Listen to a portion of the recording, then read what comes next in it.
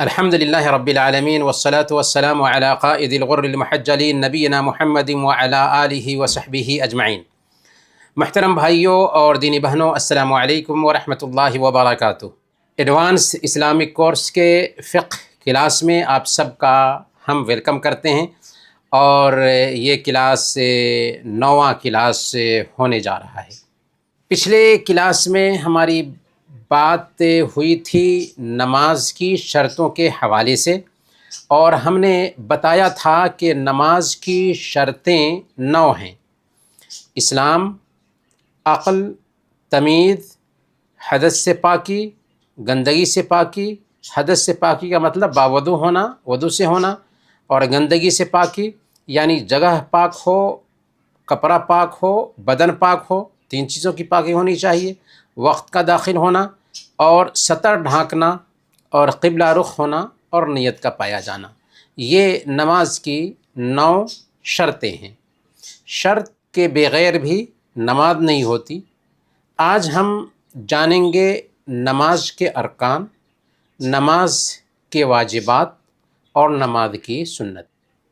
ارکان یہ رکن کی جمع ہے جس کو پیلر کہتے ہیں، اور ہم نے کہا کہ شرط کے بغیر بھی نماز نہیں ہوتی، اسی طریقے سے ارکان کے بغیر بھی نماز نہیں ہوتی۔ لیکن شرط اور رکن میں فرق یہ ہے کہ شرط عمل سے باہر کی چیز ہوتی ہے۔ جیسے آپ نے دیکھا یہ جو 9 نماز کی شرطیں ہیں، یہ سب نماز سے باہر کی چیز ہیں، اور کچھ چیزیں نماز کے اندر بھی برتنے کی ہوتی ہیں، لیکن اہم جو چیزیں ہیں یہ نماز سے باہر کی ہیں۔ تو نماز کی شرطوں کے بغیر بھی نماز نہیں ہوتی ہے، اسی طریقے سے نماز کے پلرز کے بغیر بھی نماز نہیں ہوتی ہے۔ تو ہم نے شرطوں کو جان لیا تھا۔ آج ہم نماز کے پلرز یعنی ارکان، نماز کے واجبات اور نماز کی سنتیں جانیں گے۔ تو ہم نے آپ کو یہ بتایا کہ نماز کی شرطوں اور ارکان میں فرق یہ ہے کہ ارکان جو ہوتے ہیں نماز کے اندر کی چیز ہوتی ہے جس کے بغیر نماز نہیں ہوتی، اور شرط جو ہوتی ہے وہ نماز سے باہر کی چیز ہوتی ہے جس کے بغیر نماز نہیں ہوتی۔ تو حقیقت میں شرط اور رکن دونوں کا حکم ایک ہی ہے کہ اگر چھوڑ دیتے ہیں تو نماز نہیں ہوگی، اگرچہ بھول چوک کر کے ہی کیوں نہ چھوڑ دیں۔ صرف فرق یہ ہے کہ شرط جو ہوتی ہے وہ نماز سے باہر کی چیز ہوتی ہے، اور رکن جو ہوتا ہے نماز کے اندر ہوتا ہے۔ تو اب آئیے ہم جانتے ہیں نماز کے ارکان کو۔ نماز کے ارکان کے حوالے سے سب سے پہلے ہم رکن کو سمجھیں گے۔ رکن کیا ہے؟ جس کو ہم انگلش میں پیلر کہتے ہیں، ہندی میں استھمبھ کہہ سکتے ہیں، کھمبا کہہ سکتے ہیں، جو کسی چیز کے لیے بنیاد کا درجہ رکھتا ہو۔ جیسے گھر کے لیے دیوار ہے، اگر دیوار نہیں تو گھر نہیں۔ گھر کے لیے چھت ہے، اگر چھت نہیں تو گھر نہیں۔ اسی طرح نماز کے ارکان نماز کا بنیادی حصہ ہوتے ہیں، اور ان کا تعلق نماز کے اندر سے ہوتا ہے، جبکہ شرط کا تعلق نماز کے باہر سے ہوتا ہے۔ تو شرط بھی ضروری ہے، رکن بھی ضروری ہے، لیکن رکن اور شرط میں فرق کیا ہوا کہ رکن نماز کے اندر ہوتا ہے، جیسے رکوع کرنا ہے، سجدے کرنے ہیں، سلام پھیرنا ہے، یہ ساری چیزیں ہم ارکان کو جانیں گے ایک ایک کر کے۔ تو رکن کے بغیر نماز نہیں ہوگی۔ بھول کر یا نہ جاننے کی وجہ سے کوئی آدمی رکن چھوڑ دے تب بھی اس کی ادائیگی ضروری ہے، اور سجدے سہو کرنے سے بھی، بات نوٹ کیجئے، سجدے سہو کرنے سے بھی رکن کی کمی دور نہیں ہو سکتی جب تک کہ اس رکن کو ادا نہ کر لیا جائے۔ یہ بات بھی یہاں پر یاد رکھنے کی ہے کہ اگر پچھلی نمازوں میں ارکان چھوٹ گئے تھے، جیسے سال 2 سال پہلے ہم نے ان ارکان کا خیال نہیں کیا، ہم نے کیا جانا، چاہے جان بوجھ کر کے چھوڑ دیں، چاہے بھول کر چھوڑ دیں، یا نہ جاننے کی وجہ سے چھوڑیں، نماز نہیں۔ تو اگر پچھلی نمازوں میں جو گزر چکی ہیں کوئی رکن چھوٹ گیا تھا تو ان نمازوں کو دہرانا ضروری نہیں ہوگا، اللہ معاف کر دے گا۔ لیکن جو موجودہ نماز ہے، جس کے بارے میں پتہ چل جاتا ہے ہمیں کہ اس میں ہمارا رکن چھوٹ گیا ہے تو اس رکن کو ادا کرنا ضروری ہے، اور اگر بہت لمبا گیپ ہو چکا ہے تو اس نماز کو دہرانا ضروری ہے۔ اگر رکن کو ادا کر کے ہم سلام پھیر رہے ہیں تو سجدہ سہو کرنا بھی ضروری ہوتا ہے۔ تو آئیے نماز کے 14 ارکان کو پہلے ہم جانتے ہیں۔ نماز کے 14 ارکان کون کون سے ہیں؟ سب سے پہلے نمبر پر طاقت ہو تو فرض نمازوں میں کھڑا ہونا۔ پہلی شرط طاقت ہے، طاقت ہو تب، اگر طاقت نہیں ہے تو کوئی حرج نہیں۔ دوسرے نمبر پر فرض نماز میں، گویا کہ اس سے سنت نمازیں نکل گئیں، نفلی نمازیں نکل گئیں، تو طاقت ہو تو فرض نمازوں میں کھڑے ہو کر کے نماز پڑھنا ضروری ہے۔ اگر طاقت رکھتے ہوئے کسی انسان نے بیٹھ کر کے نماز پڑھی تو اس کی نماز نہیں ہوگی۔ بہت سارے لوگ غلطیاں کرتے ہیں، کرسی پر بیٹھ کر کے نماز پڑھتے ہیں، ان کو طاقت نہیں تھی سجدہ کی تو ٹھیک ہے، سجدہ کرتے وقت بیٹھ جاتے، لیکن کھڑے ہو کر کے نماز پڑھنے کی طاقت تھی۔ اب اگر اس نے بیٹھ کر کے پوری نماز مکمل کر لی، اس کی نماز ہی نہیں ہوئی۔ کیوں؟ اس لیے کہ طاقت رکھتے ہوئے فرض نماز میں کھڑے ہو کر کے نماز پڑھنا رکن ہے، اس کے بغیر نماز نہیں ہوتی۔ دلیل حضرت عمران بن حسین رضی اللہ تعالی عنہ بیان کرتے ہیں، صحیح بخاری کی یہ روایت ہے کہ مجھے بواسیر کی بیماری تھی، میں نے نماز کے حوالے سے اللہ کے نبی صلی اللہ علیہ وسلم سے پوچھا تو آپ نے فرمایا صلی قائما فإن لم تستطع فقاعدا فإن لم تستطع فعلى جنب، کھڑے ہو کر نماز پڑھو۔ اگر کھڑے ہو کر نماز نہیں پڑھ سکتی یعنی طاقت نہ ہو تو بیٹھ کر نماز پڑھو، اگر بیٹھ کر نماز پڑھنے کی بھی طاقت نہ ہو تو پہلو کے بل لیٹ کر کے نماز پڑھو، تو نماز بہرحال پڑھی جائے گی۔ ایک آدمی اگر لیٹ بھی نہیں سکتا ہے، سویا ہی ہوا ہے تو سوئے اشارے سے بھی اس کو نماز پڑھنی ہے، لیکن نماز معاف نہیں ہے۔ تو یہاں پر جاننے والی بات کیا ہے؟ جاننے والی بات یہ ہے کہ اگر نمازی بغیر کسی عذر کے جھک جائے، اس طور پر کہ اس کا ہاتھ اس کے گھٹنے تک پہنچ جا رہا ہو، تو اس کی نماز باطل ہوگی۔ کیوں باطل ہوگی؟ کیونکہ کھڑا ہونا قیام نماز کا ایک رکن ہے جو نماز کے ایک حصے میں جاتا رہا۔ ہم قیام کی حالت میں تھے، قیام کی حالت ہی میں ہم جھک جاتے ہیں، یہاں تک کہ گھٹنے تک پہنچ جاتے ہیں، تو ہم نے اپنی نماز کو باطل کر دیا، کیونکہ نماز کے ایک حصے میں ہم جھک گئے، حالانکہ ہمارے لیے اس میں کھڑا رہنا ضروری تھا۔ اگر نمازی کے لیے نماز کی بعض رکعتوں میں کھڑا رہنا ممکن ہو اور دوسری رکعتوں میں کھڑا ہونے سے عاجز آ جائے تو کوئی حرج کی بات نہیں، وہ جس حد تک عاجز ہے اس حد تک بیٹھ کر کے نماز پڑھ سکتا ہے۔ جیسے اگر اس کو سجدہ کرنے کی پریشانی ہے تو کھڑا ہو کر نماز پڑھے گا، رکوع بھی کرے گا اسی انداز میں کھڑے ہو کر کے، پھر جھکے گا، اور سجدے کی حالت میں جب جائے گا تو کرسی پہ بیٹھ جائے گا۔ لیکن اگر کوئی انسان پوری نماز کرسی پر بیٹھ کر کے ادا کیا، حالانکہ کھڑے ہونے میں اس کے لیے کوئی پریشانی نہیں تھی، تو کیا کہا ہم نے؟ اس کی نماز نہیں ہوگی۔ یہاں پر ایک اہم مسئلہ یہ جاننے کا ہے کہ ہم نے کہا کہ فرض نماز میں طاقت رکھتے ہوئے کھڑا ہونا رکن ہے، لیکن اگر نماز فرض نہیں ہے بلکہ نفلی نماز ہے، سنت نماز ہے، تو اس میں کھڑا ہونا ضروری نہیں، مستحب ہے۔ صحیح بخاری کی روایت ہے، اللہ کے نبی صلی اللہ علیہ وسلم نے بیان فرمایا من صلی قائما فہو افضل، جو آدمی سنت نماز میں، نفلی نماز میں کھڑے ہو کر کے نماز پڑھتا ہے تو یہ اس کے لیے افضل ہے۔ ومن صلی قاعدا فلہ نصف اجر القائم، اور جو آدمی بیٹھ کر کے نفلی نماز یا سنت نماز ادا کرتا ہے اس کو کھڑے ہونے کے مقابلہ میں آدھا ثواب ملے گا۔ تو اس حدیث سے کیا پتہ چلا؟ اس حدیث سے پتہ یہ چلا کہ ایک آدمی اگر نفلی نماز پڑھ رہا ہے یا سنت نمازیں پڑھ رہا ہے تو اس کے لیے آپشن ہے کہ وہ بیٹھ کر کے بھی نماز پڑھے، لیکن اگر بیٹھ کر کے نماز پڑھتا ہے حالانکہ کھڑا ہونے کی اس کو طاقت حاصل تھی تو آدھا ثواب ملے گا۔ لیکن ہم پہلے بتا چکے ہیں کہ ایک آدمی اگر عاجز ہے، بیٹھ کر نہیں پڑھ سکتا، لیٹ کر کے ہی پڑھ رہا ہے، تو اس کو پورا ثواب ملے گا، کیونکہ لا یکلف اللہ نفسا الا وسعها، اللہ تعالیٰ کسی بھی انسان کو اس کی طاقت سے زیادہ تکلیف نہیں دیتا۔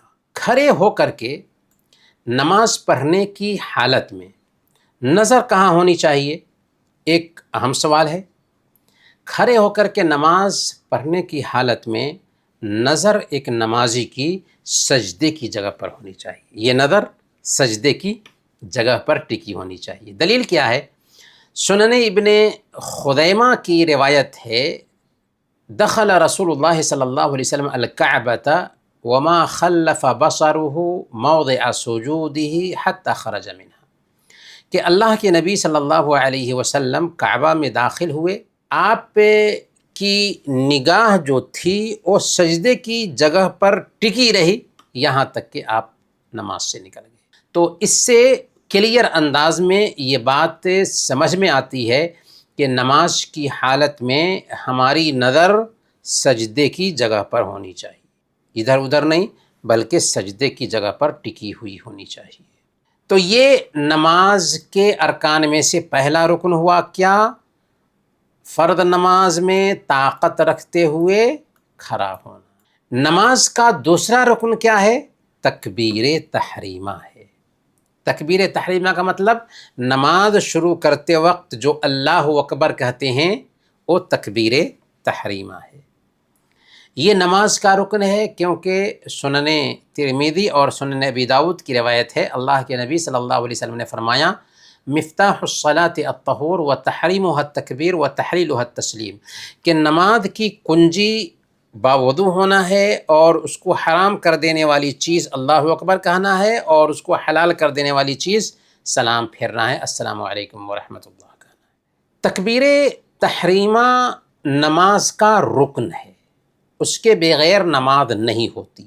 اسی لیے اگر کوئی آدمی مسجد میں آتا ہے اور امام کو رکوع میں پایا یا امام کو سجدے میں پایا اور اللہ اکبر کہہ کر کے ڈائریکٹ سجدے میں چلا جاتا ہے یا اللہ اکبر کہہ کر کے ڈائریکٹ رکوع میں چلا جاتا ہے، تو اگر اس کی نیت تکبیر تحریمہ کی تھی تو ٹھیک ہے، کوئی حرج کی بات نہیں ہے، وہ نماز میں داخل ہو گیا ہے۔ لیکن اگر نیت تکبیر تحریمہ کی نہیں تھی اور رکوع میں جانے کی نیت کیا تھا یا سجدے میں جانے کی نیت کیا تھا تو اس کی نماز ہی نہیں ہوگی۔ کیوں؟ اس لیے کہ نماز میں وہ داخل ہی نہیں ہوا۔ تکبیر تحریمہ کے ذریعہ آدمی نماز میں داخل ہوتا ہے اور یہ نماز کا رکن ہے، اس نے رکن ہی کو کھو دیا، تو یہ بہت اہم مسئلہ ہے، اس کو ہلکے میں نہیں لینا چاہیے۔ تکبیر تحریمہ کی جو ضروری شرطیں ہیں وہ کیا ہیں؟ تکبیر تحریمہ کے لیے ضروری شرط یہ ہے کہ اللہ اکبر ہی کہا جائے، کیونکہ اللہ اکبر کا کلمہ ہی اللہ کے نبی صلی اللہ علیہ وسلم سے ثابت ہے، اس کے علاوہ دوسرے لفظ سے تکبیر درست نہیں۔ دوسرے نمبر پر اللہ اکبر کھڑے ہو کر کے کہنا ہے، اگر کھڑے ہو کر کے کہنے کی طاقت ہے تو۔ تیسرے نمبر پر قبلہ کی طرف رخ کر کے اللہ اکبر کہنا ہے، اور چوتھے نمبر پر عربی زبان میں کہنا ہے، تو اللہ اکبر کہے، کھڑے ہو کر کے کہے، قبلہ رخ ہو کر کے کہے، اور عربی زبان میں اللہ اکبر کہے۔ کوئی آدمی اللہ سب سے بڑا ہے کہتا ہے اپنی زبان میں تو نہیں چلے گا۔ امام کے اللہ اکبر کہنے کے بعد ہی مقتدی اللہ اکبر کہے گا، کیونکہ امام کی متابعت ضروری ہے۔ تو یہ دوسرا رکن ہے نماز کا، کیا ہے؟ تکبیر تحریمہ، جس کے بغیر نماز نہیں ہوتی۔ نماز کا جو تیسرا رکن ہے وہ کیا ہے؟ سورہ فاتحہ۔ سورہ فاتحہ پڑھنا ہر نماز میں رکن ہے۔ صحیح بخاری اور صحیح مسلم کی روایت ہے، اللہ کے نبی صلی اللہ علیہ وسلم نے بیان فرمایا لا صلاۃ لمن لم یقرأ بفاتحۃ الکتاب، جو سورہ فاتحہ نہ پڑھے اس کی نماز نہیں ہوتی، اس کی نماز نہیں ہوتی۔ اب یہاں ایک سوال ہے، سوال کیا ہے کہ کیا سورہ فاتحہ کی قرأت بسم اللہ سے ضروری ہے؟ یعنی کیا سورہ فاتحہ کی شروعات بسم اللہ الرحمن الرحیم سے ہوگی یا الحمدللہ رب العالمین سے ہوگی؟ تو صحیح بات یہ ہے کہ بسم اللہ الرحمن الرحیم سورہ فاتحہ کا حصہ نہیں ہے۔ کیا مطلب؟ مطلب یہ ہے کہ ایسا نہیں کہ بسم اللہ الرحمن الرحیم سورہ فاتحہ کی پہلی آیت ہے، بلکہ بسم اللہ کو قرآن کریم میں سورتوں کے بیچ فاصلہ کے لیے لایا گیا ہے، سوائے سورہ نمل کے کہ وہ آیت کا حصہ ہے۔ صحیح مسلم کی روایت ہے، حضرت انس رضی اللہ تعالیٰ عنہ بیان فرماتے ہیں کہ میں نے رسول اکرم صلی اللہ علیہ وسلم، ابو بکر، عمر اور عثمان سب کے ساتھ نماز پڑھی ہے، اور سب اپنی نماز کی شروعات الحمدللہ رب العالمین سے کرتے تھے۔ یعنی جب زور سے قرأت شروع کرتے تو الحمدللہ رب العالمین سے قرأت کی شروعات کرتے تھے۔ البتہ بہتر کیا ہے کہ بسم اللہ آہستہ سے کہنے کے بعد سورہ فاتحہ پڑھیں۔ گویا کہ بسم اللہ کہا جائے گا لیکن آہستہ سے کہیں گے۔ ہاں، اللہ کے نبی صلی اللہ علیہ وسلم سے کبھی کبھار زور سے بھی بسم اللہ کہنا ثابت ہے سورہ فاتحہ پڑھنے سے پہلے۔ اسی لیے علماء یہ کہتے ہیں کہ کبھی کبھار آواز بلند کر کے اگر بسم اللہ بھی کہہ لیتے ہیں تو کوئی حرج نہیں، تاکہ لوگوں کو پتہ چلے کہ سورہ فاتحہ سے پہلے بسم اللہ کہنا سنت ہے، لیکن بسم اللہ سورہ فاتحہ کا حصہ نہیں ہے، اور اللہ کے نبی صلی اللہ علیہ وسلم بسم اللہ آہستہ سے پڑھ کر کے سورہ فاتحہ کی شروعات کرتے تھے۔ تو بات کیا واضح ہوئی؟ بات یہ واضح ہوئی کہ بسم اللہ سورہ فاتحہ کا حصہ نہیں ہے، اس لیے بسم اللہ زور سے نہیں کہیں گے، لیکن کبھی کبھار اللہ کے نبی صلی اللہ علیہ وسلم زور سے بولتے تھے بسم اللہ، تو کبھی کبھار ہم بھی نماز میں پڑھ سکتے ہیں زور سے، کوئی حرج کی بات نہیں ہے، لیکن یہ سمجھتے ہوئے کہ بسم اللہ سورہ فاتحہ کا حصہ نہیں ہے، اور اللہ کے نبی صلی اللہ علیہ وسلم کی جو اکثر نمازیں ہوا کرتی تھیں وہ الحمدللہ رب العالمین سے آپ کی قرأت شروع ہوتی تھی۔ تو یہ رہا بسم اللہ کے حوالے سے۔ سورہ فاتحہ کے صحیح ہونے کے لیے کچھ شرطیں ہیں جن کو دھیان میں رکھنا ضروری ہے۔ سورہ فاتحہ کا پڑھنے والا زبان کو حرکت دے اور خود کو سنائے، مکمل سورہ فاتحہ پڑھے، آیات کی ترتیب کا خیال رکھے، کلمات اور مخارج کی رعایت کرتے ہوئے پڑھے، اور ایسی غلطی نہ کرے جس سے معنی بدل جائے۔ اسی طریقے سے سورہ فاتحہ کو عربی زبان میں پڑھے، ترجمہ پڑھنا کافی نہیں ہوگا، اور کھڑے ہونے کی حالت میں پڑھے۔ اگر کوئی آدمی سورہ فاتحہ رکوع میں جانے کے بعد مکمل کر رہا ہے تو قرأت باطل سمجھی جائے گی اور دوبارہ اس کو پڑھنا ہوگا۔ ہاں، اگر ہم نماز میں آئے، امام قرأت کر رہا تھا، کچھ ہی آیتیں ملی، کوئی حرج کی بات نہیں ہے، ہم رکوع میں چلے جائیں گے اور رکوع کی تسبیحات پڑھیں گے، مکمل سورہ فاتحہ پڑھنے کی ضرورت نہیں ہے رکوع میں، بلکہ ہم نے اگر 2 آیت بھی پڑھی تھی ہماری نماز ہو جائے گی۔ لیکن یہ بات نوٹ کرنے کی ضرورت کیا ہے کہ سورہ فاتحہ ہر رکعت میں پڑھنا ضروری ہے۔ سورہ فاتحہ کے تعلق سے ایک اور مسئلہ یہ جاننے کا ہے کہ اگر کسی کو ابھی سورہ فاتحہ یاد نہیں ہے تو وہ کیا کرے گا؟ جیسے بہت سارے لوگوں کو ہدایت ملتی ہے، پہلے نماز نہیں پڑھتے تھے، اب ہدایت مل گئی، آج سے نماز شروع کر رہے، تو کیا جب تک کہ نماز سیکھ نہ لیں، سورہ فاتحہ یاد نہ کر لیں، تب تک کہ نماز شروع کرنا نہیں ہے؟ نہیں، بلکہ جب ہدایت ملتی ہے اسی وقت سے نماز شروع کر دینا ہے۔ تو اگر سورہ فاتحہ یاد نہیں ہے تو کیا پڑھے گا؟ وہ یاد کرنے کی کوشش کرے گا، اس سے پہلے تک سبحان اللہ، الحمدللہ، لا الہ الا اللہ، اللہ اکبر، لا حول ولا قوت الا باللہ پڑھے گا۔ یہ 5 کلمات، سبحان اللہ، الحمدللہ، لا الہ الا اللہ، اللہ اکبر، ولا حول ولا قوت الا باللہ، یہ افضل کلمات ہیں۔ اللہ کے نبی صلی اللہ علیہ وسلم نے ان کو افضل کلمات کہا ہے۔ سنن ابی داؤد کی روایت ہے، اللہ کے نبی صلی اللہ علیہ وسلم نے بیان فرمایا فَإِن كَانَ مَعَكَ قُرْآنٌ فَاقْرَأْ وَإِلَّا فَاحْمِدِ اللَّهَ وَكَبِّرْهُ وَهَلِّلْهُ، کہ اگر تمہیں قرآن یاد ہو تو قرآن پڑھو، اگر قرآن یاد نہ ہو تو الحمدللہ اللہ اکبر اور لا الہ الا اللہ کہو، تو اس کے اندر اللہ کے نبی صلی اللہ علیہ وسلم نے اشارہ کر دیا ہے کہ ہم سبحان اللہ، الحمدللہ، لا الہ الا اللہ، اللہ اکبر، لا حول ولا قوت الا باللہ کہیں گے۔ دوسری حدیثوں سے بھی اس کی تائید ہوتی ہے۔ مقتدی پر بھی ضروری ہے کہ وہ سورہ فاتحہ پڑھے، چاہے نماز سے زور سے قرأت والی ہو، چاہے آہستہ قرأت والی ہو۔ کیا مطلب یہ ہے کہ جیسے امام کے لیے ضروری ہے کہ وہ سورہ فاتحہ پڑھے، جیسے اکیلے نماز پڑھنے والے کے لیے ضروری ہے سورہ فاتحہ پڑھنا، ویسی اگر کوئی آدمی امام کے ساتھ نماز پڑھ رہا ہے تو اس کے لیے بھی سورہ فاتحہ پڑھنا ضروری ہے، چاہے امام زور سے قرأت کر رہا ہو، چاہے امام آہستہ قرأت کر رہا ہو۔ دلیل کیا ہے؟ صحیح مسلم کی روایت ہے، حضرت ابو ہریرہ رضی اللہ تعالیٰ عنہ بیان فرماتے ہیں کہ اللہ کے نبی صلی اللہ علیہ وسلم نے بیان فرمایا کہ جس نے کوئی نماز ادا کی اور اس میں سورہ فاتحہ نہیں پڑھی تو اس کی نماز ادھوری ہے، ادھوری ہے، ادھوری ہے۔ یہ بات اللہ کے نبی صلی اللہ علیہ وسلم نے 3 مرتبہ کہی تھی۔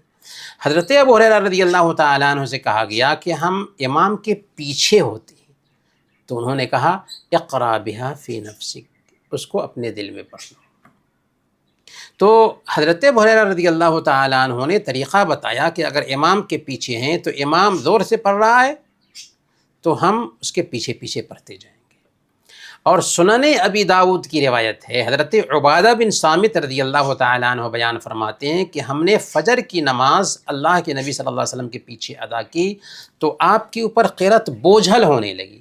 جب آپ نماز سے فارغ ہوئے تو فرمایا کہ لعلکم تقرؤون خلف امامکم، کیا تم اپنے امام کے پیچھے قرأت کرتے ہو؟ تو ہم نے کہا کہ ہاں، ہم جلدی جلدی پڑھ لیتے ہیں۔ آپ نے فرمایا لا تفعلوا الا بفاتحة الكتاب فإنه لا صلاة لمن لم يقرأ بها، نہیں، صرف سورہ فاتحہ پڑھو، کیونکہ جو آدمی سورہ فاتحہ نہیں پڑھتا اس کی نماز نہیں ہوتی۔ تو گویا کہ یہ بات معلوم ہوئی کہ سورہ فاتحہ ہر حال میں پڑھی جائے گی، چاہے ہم امام کے پیچھے ہوں، چاہے قرأت زور سے ہو رہی ہو، چاہے آہستہ ہو رہی ہو۔ اس موضوع پر باضابطہ امام بخاری رحمۃ اللہ علیہ نے ایک کتاب لکھی ہے جزء القراءۃ خلف الامام، جس کے اندر واضح طور پر ثابت کیا ہے کہ سورہ فاتحہ ہر حالت میں پڑھنا ضروری ہے۔ ہاں، اگر ایک آدمی امام کو رکوع میں پا لیتا ہے تو سورہ فاتحہ پڑھنے کا کیا حکم ہوگا اس وقت؟ شیخ ابن باز، شیخ البانی، شیخ ابن عثیمین اور جمہور اہل علم کی رائے یہ ہے کہ امام کو اگر ایک آدمی رکوع کی حالت میں پا لیتا ہے تو اس کی وہ رکعت شمار کر لی جائے گی، سورہ فاتحہ کی قرأت اس سے ساقط ہو جائے گی۔ دلیل کے طور پر صحیح بخاری کی یہ روایت پیش کرتے ہیں، حضرت ابوبکر رضی اللہ تعالیٰ عنہ بیان فرماتے ہیں کہ وہ اس حالت میں آئے کہ اللہ کے نبی صلی اللہ علیہ وسلم رکوع میں تھے، انہوں نے صف میں لگنے سے پہلے ہی رکوع کر لیا، پھر صف میں لگ گئے۔ اللہ کے نبی صلی اللہ علیہ وسلم سے اس کا ذکر کیا تو آپ نے فرمایا زادک اللہ حرصا ولا تعد، اللہ تعالیٰ تمہاری خواہش میں اضافہ فرمائے، ایسا دوبارہ مت کرو۔ یعنی صف میں لگنے سے پہلے ہی انہوں نے رکوع کر لیا۔ تو اس سے علماء یہ کہتے ہیں کہ انہوں نے رکوع کیا کیونکہ ان کو یہ بات معلوم تھی کہ اگر کوئی آدمی رکوع پا لیتا ہے تو اس کی رکعت شمار کر لی جائے گی، اس لیے انہوں نے رکوع کیا۔ لیکن اللہ کے نبی صلی اللہ علیہ وسلم نے ان کو منع اس لیے کیا کہ صف میں لگنے کے بعد رکوع کیا جاتا ہے، نہ کہ صف میں لگنے سے پہلے ہی رکوع کر لیا جائے۔ تو یہ تو رائے ہوئی جمہور اہل علم کی۔ البتہ بعض محققین علماء کی رائے یہ ہے کہ رکوع پانے والے کی رکعت شمار نہیں ہوگی، کیونکہ ایک آدمی قیام چھوڑ دیتا ہے، ایک آدمی سورہ فاتحہ چھوڑ دے رہا ہے۔ اس سلسلے میں لمبی بحث پائی جاتی ہے، لیکن ہم خلاصہ یہ کرنا چاہیں گے کہ اس سلسلے میں دونوں حالت کی گنجائش ہے۔ اگر ایک آدمی رکوع پانے کو رکعت شمار کرتا ہے تو جمہور اہل علم کی یہ رائے ہے۔ اگر ایک آدمی رکوع پانے کو رکعت شمار نہیں کرتا اور سلام پھیرنے کے بعد ایک رکعت کے طور پر ادا کر لیتا ہے، تب بھی بہرحال گنجائش ہے۔ رکوع کرنا یہ نماز کے ارکان میں سے چوتھا رکن ہے۔ رکوع کرنا، رکوع میں ایسے جھکے کہ پیٹھ بالکل سیدھی ہو جائے، بالکل سیدھی ہو جائے پیٹھ، کہ اگر ایک گلاس پانی ڈالتے ہیں تو پانی نہ گرے، اس قدر سیدھی ہو جائے۔ اللہ تعالیٰ سورہ الحج آیت نمبر 77 میں بیان فرماتا ہے، یا ایھا الذین آمنوا ارکعوا واسجدوا، اے ایمان والو رکوع اور سجدہ کرتے رہو۔ اور اللہ کے نبی صلی اللہ علیہ وسلم نے نماز میں غلطی کرنے والے کو نماز سکھاتے ہوئے کیا کہا تھا؟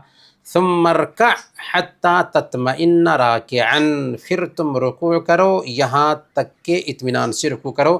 یہ صحیح بخاری اور صحیح مسلم کی حدیث ہے۔ رکوع کے لیے ضروری ہے کہ آدمی کی ہتھیلی گھٹنے پر پہنچ جائے، رکوع کی نیت سے جھکے اور کوئی دوسری نیت نہ ہو، گویا کہ رکوع کے ارادے سے گھٹنے پر اپنے دونوں ہاتھ رکھے۔ رکوع میں طمانینت پائی جاتی ہو، کیونکہ سارے اعمال کو اطمینان کے ساتھ ادا کرنا ہے۔ اللہ کے نبی صلی اللہ علیہ وسلم نے نماز میں غلطی کرنے والے سے کہا تھا حتیٰ تطمئن راکعا، یہاں تک کہ اطمینان سے رکوع کر لو۔ تو رکوع میں بھی جلد بازی نہیں ہونی چاہیے، جلد بازی ہوگی تو ایک رکن چھوٹ جائے گا۔ رکوع اور سجدے میں جلد بازی پر بہت سخت وعید آئی ہے۔ آئیے ذرا دیکھتے ہیں ایک دو احادیث۔ مسند احمد اور طبرانی کی روایت ہے، اللہ کے نبی صلی اللہ علیہ وسلم نے بیان فرمایا، اسوأ الناس سرقۃ الذی یسرق من صلاته، سب سے بدترین لوگوں میں چور وہ ہے جو اپنی نماز میں چوری کرتا ہے۔ صحابہ نے عرض کیا کہ اے اللہ کے نبی صلی اللہ علیہ وسلم، ایک آدمی نماز میں چوری کیسے کرے گا؟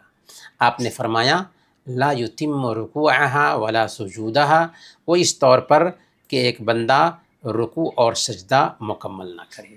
تو اگر رکوع اور سجدے میں جلد بازی پائی جاتی ہے تو گویا کہ وہ نماز کا چور ہے۔ اللہ کے نبی صلی اللہ علیہ وسلم نے بدترین چور کہا ایسے انسان کو۔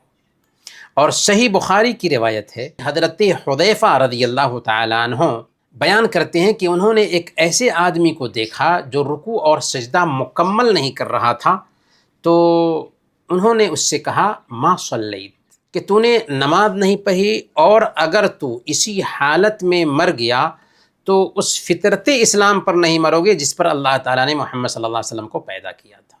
تو بہت سخت بات کہی حضرت حذیفہ رضی اللہ تعالیٰ عنہ نے، لہذا نماز میں جلد بازی نہیں ہونی چاہیے۔ رکوع کرنے کا مکمل طریقہ کیا ہے؟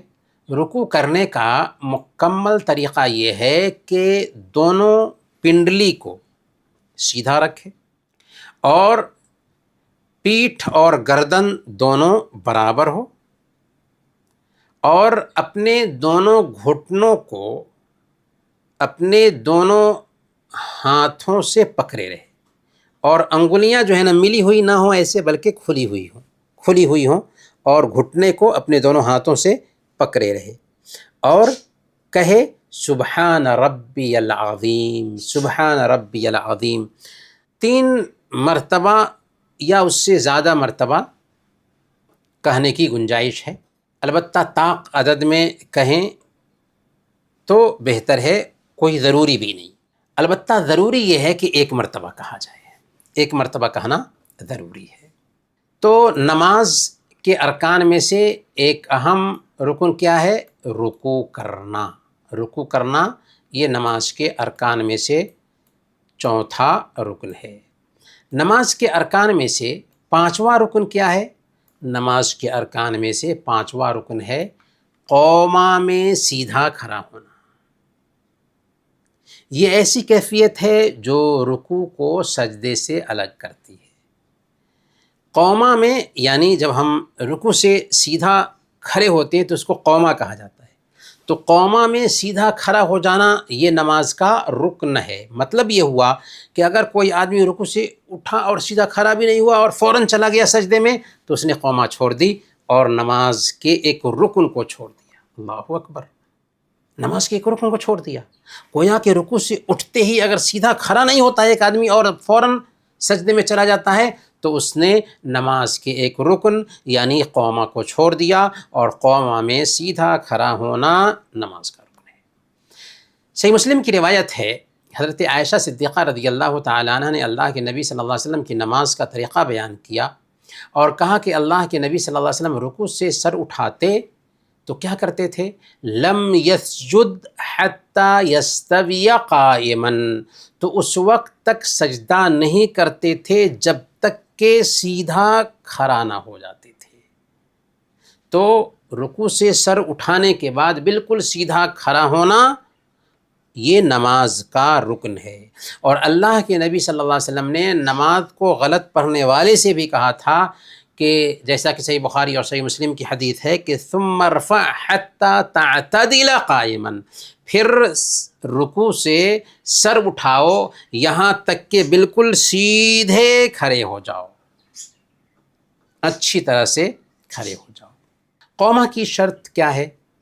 قوما کی 3 شرطیں ہیں: عبادت کی نیت سے کھڑے ہوں، اطمینان سے کھڑے ہوں، اور کھڑے ہونے کی جو سیما ہے وہ بہت لمبی نہیں ہونی چاہیے، بہت زیادہ نہیں ہونی چاہیے، اور بہت کم بھی نہیں ہونی چاہیے۔ لیکن بہرحال قوما کی حالت میں سیدھا کھڑا ہونا چاہیے، اطمینان سے کھڑا ہونا چاہیے، پھر سجدے کے لیے تیاری کرنی چاہیے۔ نماز کے ارکان میں سے 6واں رکن ہے 7 انگوں پر سجدہ کرنا، یعنی ہر رکعت میں 2 بار سجدہ کرے کہ نمازی کی پیشانی سجدے کی جگہ پر ٹک جائے۔ یا ایھا الذین آمنوا ارکعوا واسجدوا، کہ اے ایمان والو رکوع کرو اور سجدہ کرو۔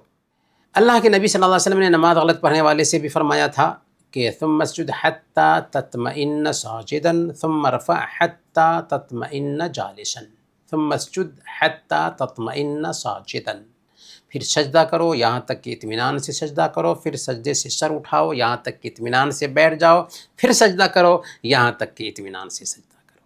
تو سجدہ کرنا بھی نماز کے پیلرز میں سے ایک پیلر ہے۔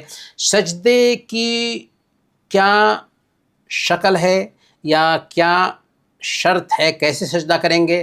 تو زمین سے پیشانی ٹچ کریں، 7 اعضاء پر 7 انگوں پر سجدہ کریں۔ صحیح بخاری کی روایت ہے، صحیح مسلم میں بھی یہ روایت آئی ہے، اللہ کے نبی صلی اللہ علیہ وسلم نے بیان فرمایا امرت ان اسجد علی 7 اعظم، کہ مجھے حکم دیا گیا ہے کہ 7 انگوں پر 7 اعضاء پر سجدہ کروں۔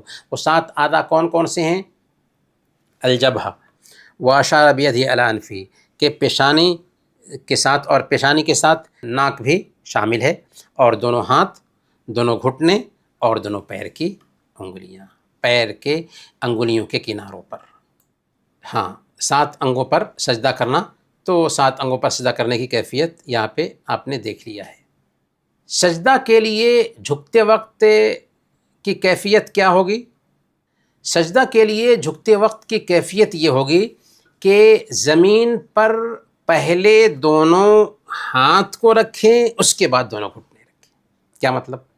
جب ہم سجدہ کے لیے جائیں گے تو پہلے دونوں گھٹنے زمین پہ ٹیکیں گے یا پہلے دونوں ہاتھ زمین پر ٹیکیں گے؟ تو اس حوالے سے راجح بات یہ ہے کہ پہلے دونوں ہاتھ زمین پر ٹیکیں گے، اس کے بعد دونوں گھٹنے۔ دلیل کیا ہے؟ سنن ابی داؤد کی روایت ہے، اللہ کے نبی صلی اللہ علیہ وسلم نے بیان فرمایا اذا سجد احدکم فلا یبرک کما یبرک البعیر ولیضع یدیہ قبل رکبتیہ، کہ جب تم میں سے ایک آدمی سجدہ کرے تو اونٹ کے بیٹھنے کے جیسے نہ بیٹھے، بلکہ اپنے دونوں ہاتھ کو پہلے رکھے، اس کے بعد دونوں گھٹنے کو رکھے۔ تو یہ اصول یاد رکھیے کہ پہلے دونوں ہاتھ رکھنا ہے، اس کے بعد دونوں گھٹنے رکھنے ہیں۔ سجدے کی حالت میں 7 اعضاء پر ہمیں سجدہ کرنا ہے، اور اس کی کیفیت کیا ہوگی کہ جھکتے ہوئے اللہ اکبر کہیں، پہلے دونوں ہاتھ رکھیں یا دونوں گھٹنے، تو اس کے بارے میں آپ جان چکے ہیں کہ پہلے ہم کیا کریں گے، پہلے دونوں ہاتھ کو رکھیں گے، پھر پیشانی اور ناک رکھیں، دونوں ہاتھ کو دونوں کندھے کے برابر رکھیں گے، کندھے کے برابر میں دونوں ہاتھ کو، انگلیاں جو ہے وہ پھیلی ہوئی ہوں گی اور قبلہ رخ ہوں گی۔ انگلیاں جو ہے نارمل انداز میں ہوں گی، نہ بالکل ملی ہوئی ہوں گی اور نہ ہی بالکل بندھی ہوئی ہوں گی، نارمل انداز میں ہوں گی اور قبلہ رخ ہوں گی۔ اپنے پیٹ کو جانگ سے الگ رکھیں، کوہنیوں کو زمین اور پہلو سے الگ رکھیں، اور اس حالت میں کہیں گے سبحان ربی الاعلی۔ 1 مرتبہ کہنا واجب ہے، 3 مرتبہ یا اس سے زیادہ مرتبہ کہنا سنت ہے۔ یہاں پر مرد اور عورت کی نماز میں کیا کوئی فرق ہے؟ اس کو بھی جان لینا ضروری ہے۔ تو یہ یاد رکھیں کہ نماز کے اندر مرد اور عورت کی نماز میں کوئی فرق نہیں۔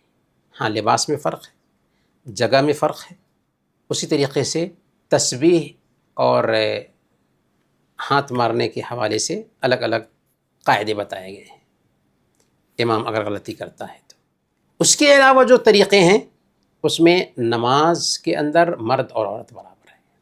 اللہ کے نبی صلی اللہ علیہ وسلم نے صحیح بخاری کی روایت کے مطابق بیان فرمایا، صلوا کما رأیتمونی اصلی، ویسے ہی نماز پڑھو جیسے تم نے ہمیں نماز پڑھتے ہوئے دیکھا ہے۔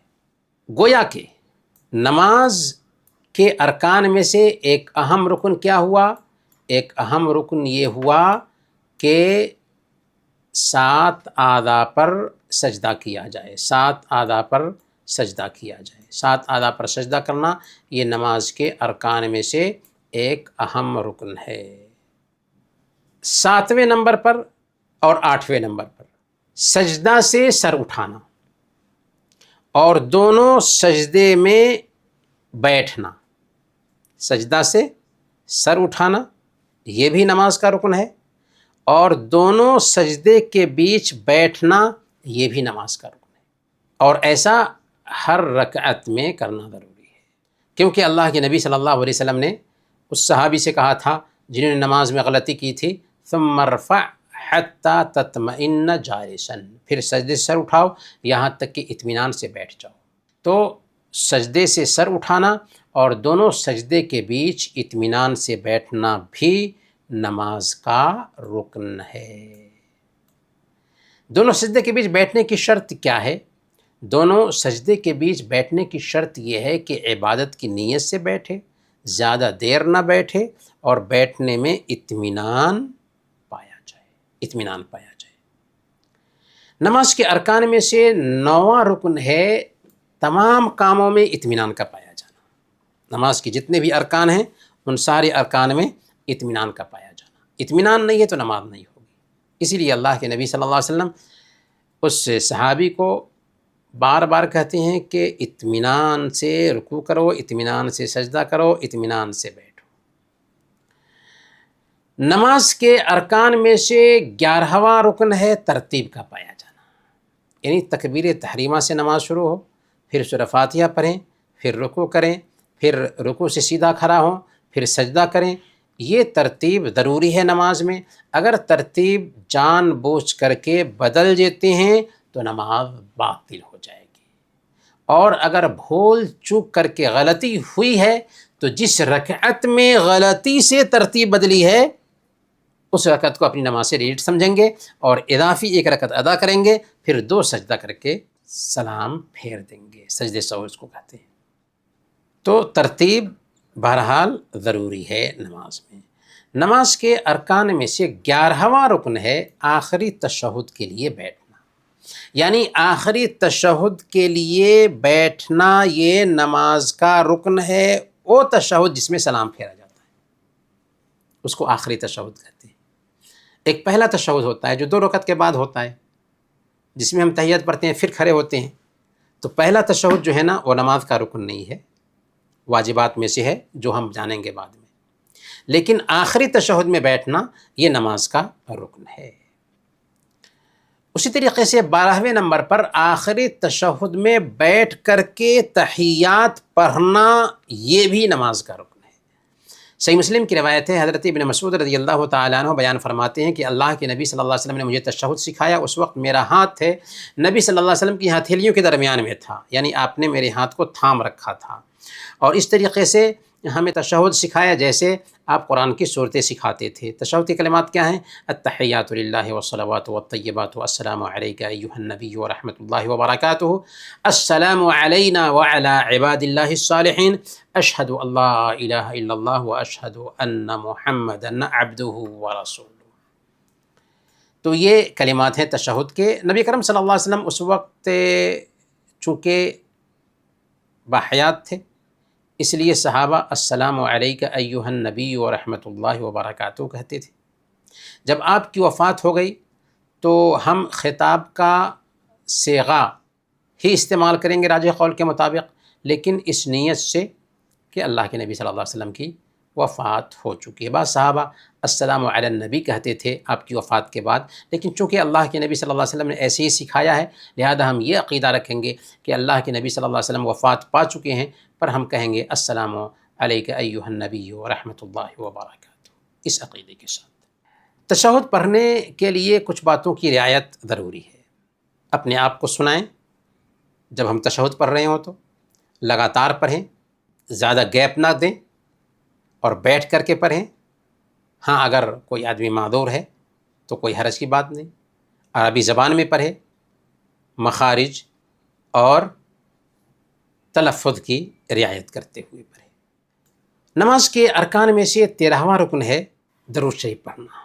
نماز میں درود شریف پڑھنا یہ بھی نماز کے ارکان میں سے، اللہ تعالیٰ فرماتا ہے ان اللہ وملائکتہ یصلون علی النبی یا ایھا الذین آمنوا صلوا علیہ وسلموا تسلیما۔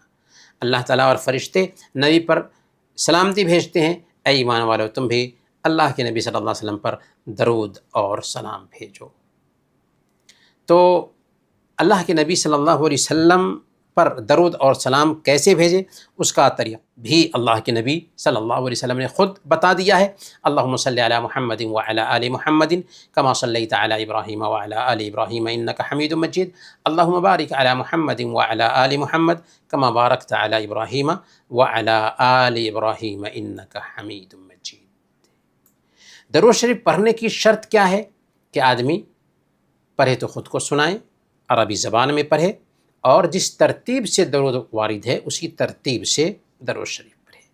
تو گویا کہ آخری تشہد میں بیٹھنا نماز کا رکن، آخری تشہد پڑھنا نماز کا رکن یعنی التحیات پڑھنا نماز کا رکن، اسی طریقے سے درود شریف پڑھنا بھی نماز کا رکن ہے، اور آخری رکن جو ہے وہ دونوں طرف سلام پھیرنا ہے، یعنی السلام علیکم ورحمۃ اللہ، السلام علیکم ورحمۃ اللہ، دونوں طرف سلام پھیرنا یہ بھی نماز کا رکن ہے۔ صحیح مسلم کی روایت ہے، حضرت سعد رضی اللہ تعالیٰ عنہ بیان فرماتے ہیں کہ میں اللہ کے نبی صلی اللہ علیہ وسلم کو دیکھتا تھا کہ آپ دائیں طرف سلام پھیرتے تھے، پھر بائیں طرف سلام پھیرتے تھے، حتی ارى بیاض خدہ، یہاں تک کہ میں آپ کے رخسار کی سفیدی دیکھتا تھا۔ تو یہ کتنے نماز کے ارکان ہوئے؟ نماز کے 14 ارکان ہوئے۔ ان ارکان کو اگر کوئی آدمی جان بوجھ کر کے چھوڑ دیتا ہے، یا بھول چوک کر کے چھوڑ دیتا ہے، یا نہ جاننے کی وجہ سے چھوڑ دیتا ہے، بہرحال یہ 14 ارکان کے بغیر ہماری نماز نہیں ہوتی۔ اگر ایک آدمی نماز کے اندر ہی اس کو پتہ چل جاتا ہے تو فوراً اس رکن کو ادا کرے گا۔ جیسے رکوع کیے بغیر سجدے میں چلا گیا تو فوراً اٹھ کر کے آئے گا، سجدے سے رکوع کرے گا اور پھر جائے گا اور سلام پھیرنے سے پہلے 2 سجدہ کر دے گا۔ اگر رکوع سے سجدے میں چلا گیا، سجدہ بھی کر لیا، تشہد بھی کر لیا، اور بعد میں پتہ چلتا ہے کہ میں رکوع نہیں کیا ہوں، نمازی میں ہے تو 1 رکعت اور اضافہ پڑھے گا، 1 رکعت اور زیادہ پڑھے گا اور 2 سجدہ کر کے سلام پھیر دے گا۔ اگر نماز سے باہر نکل گیا ہے اور نماز کے کام ہی میں ہے، نماز کے کام سے مطلب کیا ہے کہ ذکر وغیرہ کر رہا تھا اور کسی نے بتایا کہ تم نے رکن چھوڑ دیا ہے، کوئی بھی 14 ارکان میں سے 1 رکن چھوڑ دیا ہے، تو اس کے لیے ضروری ہے کہ 1 رکعت اضافی پڑھے، پھر 2 سجدہ کرنے کے بعد سلام پھیر کر کے نماز سے نکل جائے، اس کی نماز ہو جائے گی۔ اب ہم جانتے ہیں نماز کے واجبات کو۔ نماز کے جو واجبات ہیں وہ کیا ہیں، اور واجبات اور ارکان میں کیا فرق ہیں، سب سے پہلے ان کو جانتے ہیں۔ نماز کے جو واجبات ہیں وہ ارکان سے الگ ہیں۔ اگر نمازی نے جان بوجھ کر کے رکن چھوڑ دیا تو اس کی نماز نہیں ہوگی، اگر بھول کر کے چھوڑ دیا تو اس کی نماز صحیح نہیں ہوگی جب تک کہ اس رکن کو وہ ادا نہ کرے اور پھر سجدے سہو نہ کرے، جیسا کہ ہم نے ابھی بتایا۔ جبکہ اگر کوئی آدمی واجب چھوڑ دیتا ہے تو اس کی نماز ہو جائے گی، نماز باطل نہیں ہوگی۔ اگر جان بوجھ کر کے نہیں تو جان بوجھ کر کے چھوڑ دیا تو نماز باطل ہو جائے گی، لیکن بھول چک کر کے چھوڑ دیتا ہے تو نماز باطل نہیں ہوگی، البتہ سلام پھیرنے سے پہلے اس کو 2 سجدے کر لینے ہیں۔ 2 سجدے سہو کر لے گا اور سلام پھیر دے گا تو واجبات کی کمی پوری کر دے گا 2 سجدے سہو۔ تو گویا کہ ارکان اور واجبات میں فرق یہ ہوا کہ ارکان بھول چوک کے باوجود ساقط نہیں ہوتے ہیں، لیکن واجبات ساقط ہو جاتے ہیں، اور 2 سجدے سہو سے واجب کی کمی دور ہو جاتی ہے۔ لیکن رکن چھوٹ گیا ہے تو اس رکن کو ادا کرنا ہے، پھر 2 سجدہ کرنا ہے، اور تفصیل ہم بتا چکے ہیں۔ نماز کے جو واجبات ہیں وہ کتنے ہیں؟ 8 ہیں۔ تکبیر تحریمہ کے علاوہ ساری تکبیرات، تکبیر تحریمہ ہم نے جان لیا کہ یہ رکن ہے، تو تکبیر تحریمہ کے علاوہ جتنی بھی تکبیرات ہیں نماز میں، اللہ اکبر اللہ اکبر اللہ اکبر اللہ اکبر، وہ سب نماز کے واجبات ہیں۔ دوسرے نمبر پر امام اور اکیلے نماز پڑھنے والے کا سمع اللہ لمن حمدہ کہنا۔ تیسرے نمبر پر سب لوگوں کا، یعنی امام کے لیے بھی، اکیلے نماز پڑھنے والے کے لیے بھی، اور مقتدی کے لیے بھی، سب کے لیے ربنا ولک الحمد کہنا۔ چوتھے نمبر پر رکوع میں 1 مرتبہ سبحان ربی العظیم کہنا، 1 سے زیادہ مرتبہ سنت ہے۔ سجدے میں 1 مرتبہ سبحان ربی العالی کہنا، 5ویں نمبر پر۔ 6 نمبر پر سجدے کے بیچ 1 بار رب اغفر لی کہنا۔ 7ویں نمبر پر پہلے تشہد میں بیٹھنا، اور 8ویں نمبر پر پہلا تشہد پڑھنا۔ یہ کتنے ہوئے؟ یہ 8 نماز کے واجبات ہوئے۔ ان واجبات میں سے کوئی ایک واجب چھوٹ جائے، جان بوجھ کر چھوڑ دیں گے تو نماز نہیں ہوگی، بھول کر کے چھوٹ جائے تو سجدے سہو کر لیں گے، سلام پھیر دیں گے، نماز ہو جائے گی۔ لیکن رکن کے بارے میں ہم نے کیا جانا کہ نہیں، سجدے سہو سے بھی رکن کی تلافی نہیں ہوتی جب تک کہ رکن کو ادا نہ کرے۔ تو آئیے ایک ایک کر کے جانتے ہیں کہ نماز کے واجبات 8 کون کون سے ہیں۔ سب سے پہلا واجب ہے تکبیر تحریمہ کے علاوہ نماز میں کہی جانے والی ساری تکبیرات، یعنی اللہ اکبر۔ صحیح بخاری کی روایت ہے، اللہ کے نبی صلی اللہ علیہ وسلم نے بیان فرمایا، اذا کبر الامام فکبروا، کہ جب امام تکبیر کہے، اللہ اکبر کہے، تو تم بھی تکبیر کہو۔ یہاں امر ہے، اور امر وجوب پر دلالت کرتا ہے۔ اسی طریقے سے اللہ کے نبی صلی اللہ علیہ وسلم نے ان تکبیرات پر ہمیشگی برتی ہے، کبھی آپ نے ان تکبیرات کو نہیں چھوڑا۔ اور صحیح بخاری کی روایت ہے، اللہ کے نبی صلی اللہ علیہ وسلم نے بیان فرمایا، صلو کما رأیتمونی اصلی، ویسے ہی نماز ادا کرو جیسے تم نے مجھے نماز ادا کرتے ہوئے دیکھا ہے۔ تو تکبیر تحریمہ کے علاوہ جو ساری تکبیرات ہیں وہ نماز کے واجبات میں سے ہیں، اور تکبیر تحریمہ نماز کا رکن ہے۔ دوسرا واجب کیا ہے؟ دوسرا واجب ہے امام اور اکیلے نماز پڑھنے والے کا سمع اللہ لمن حمدہ کہنا، کیونکہ اللہ کے نبی صلی اللہ علیہ وسلم رکوع سے اٹھتے تھے تو سمع اللہ لمن حمدہ کہتے، پھر اس کے بعد کھڑے ہو کر کے ربنا ولک الحمد کہتے تھے۔ تو سمع اللہ لمن حمدہ کہنا امام کا اور اکیلے نماز پڑھنے والے کا کیا ہے؟ نماز کے واجبات میں سے ہے۔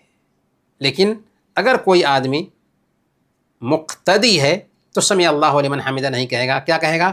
ربنا ولک الحمد۔ اسی لیے نماز کا جو تیسرا واجب ہے وہ کیا ہے؟ امام کے لیے، اکیلے نماز پڑھنے والے کے لیے، مقتدی کے لیے، سب کے لیے ربنا ولک الحمد کہنا یہ نماز کے واجبات میں سے ہے۔ کیونکہ صحیح بخاری کی روایت ہے، صحیح مسلم میں بھی یہ روایت آئی ہے، اللہ کے نبی صلی اللہ علیہ وسلم نے فرمایا، جب امام سمع اللہ لمن حمدہ کہے تو تم کہو ربنا ولک الحمد۔ تو گویا کہ مقتدی سمع اللہ لمن حمدہ نہیں کہے گا، بلکہ مقتدی ربنا ولک الحمد کہے گا۔